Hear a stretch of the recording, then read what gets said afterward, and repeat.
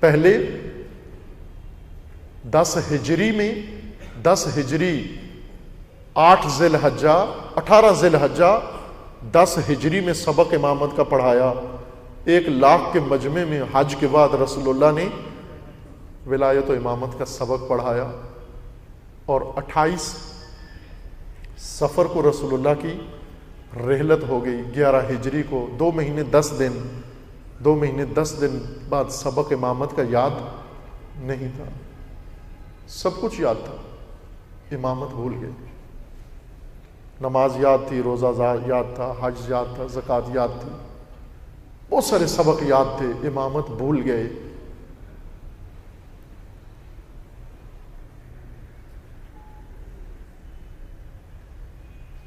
دو حزبیں جمع ہوئیں, ایک حزب انصار و ایک حزب مہاجرین. انہوں نے مل بیٹھ کر رسول اللہ کے فوراً بعد جلسہ کیا, میٹنگ کی, فیصلہ کیا, امامت کے مقابلے میں امام کے مقابلے میں لا کر حاکم بنا کے متعارف کروایا, یہ حاکم ہے تمہارا. کسی نے بڑھ کر ہاتھ پہ بیعت کر لی, کسی نے خاموشی سے حمایت کر دی. کوئی بھی تیار نہیں ہوا بات کرنے کے لیے. اتنا جلدی قومیں امامت کے مقابلے میں لائی ہوئے نظام کے ساتھ ہو جاتی ہیں, دیر ہی نہیں لگتی.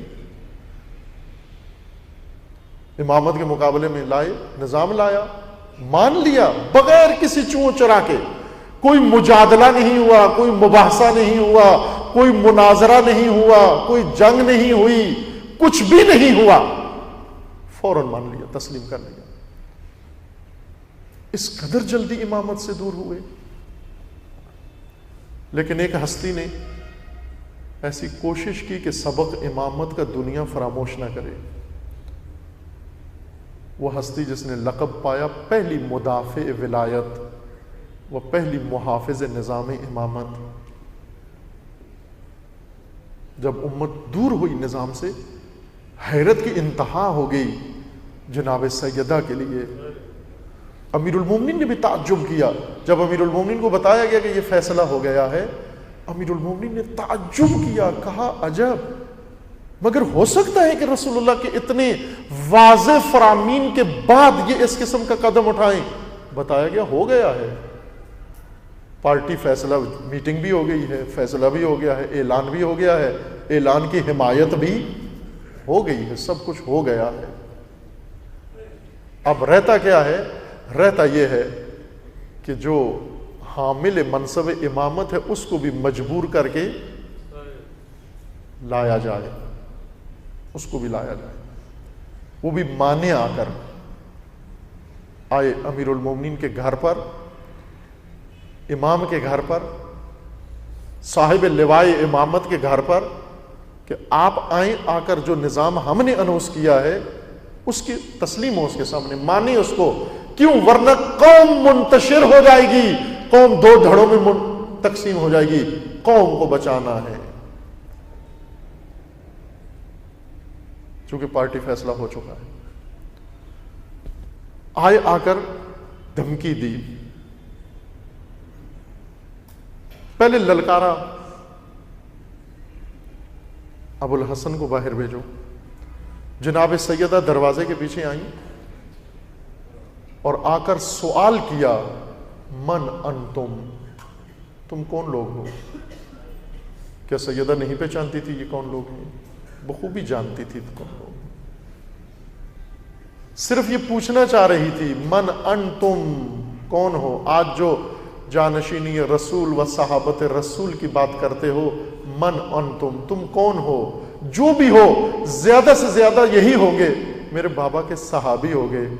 اب میں بتاتی ہوں, انا فاطمہ. دروازے کے باہر کون ہو, دروازے کے اندر کون ہے؟ انا فاطمہ. تم بتاؤ تم کون ہو؟ من انتم.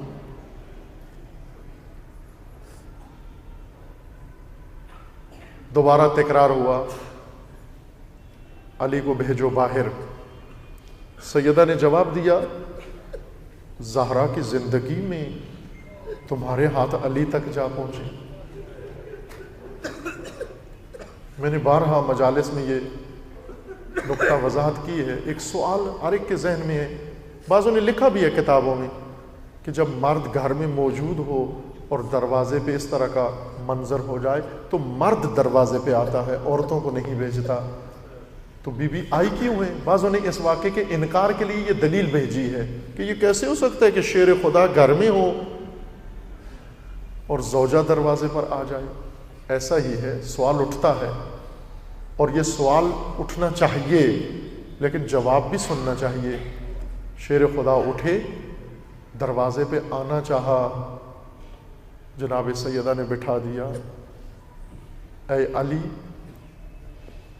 جب سے رسول اللہ نے رسالت کا اعلان کیا ہے و ولایت کا اعلان کیا ہے، اس دن سے رسول اللہ کے مقابلے میں لوگ آئے ہیں، لیکن میں نے کبھی رسول کو ان کے مقابلے میں نکلتا ہوا نہیں دیکھا. جب بھی کسی نے رسول کو للکارا، علی نکلے مقابلے میں. کل رسول ولی تھے، آپ ناصر تھے، اب تو رسول نہیں ہیں، آپ ولی ہیں، میں ناصر ہوں آپ کی. کچھ میدان ولی کے نہیں ہوتے عزیز مائیں، ولی کے نہیں ہوتے.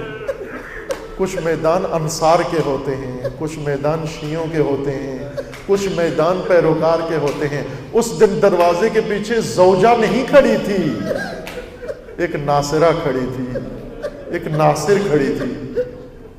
اس لیے فرماتی میری زندگی میں تم علی تک جا پہنچو گے، یہ کیسے ممکن ہے؟ البتہ بی بی جانتی تو تھی کہ پہلے جو خطبہ بی بی نے دیا تھا جا کر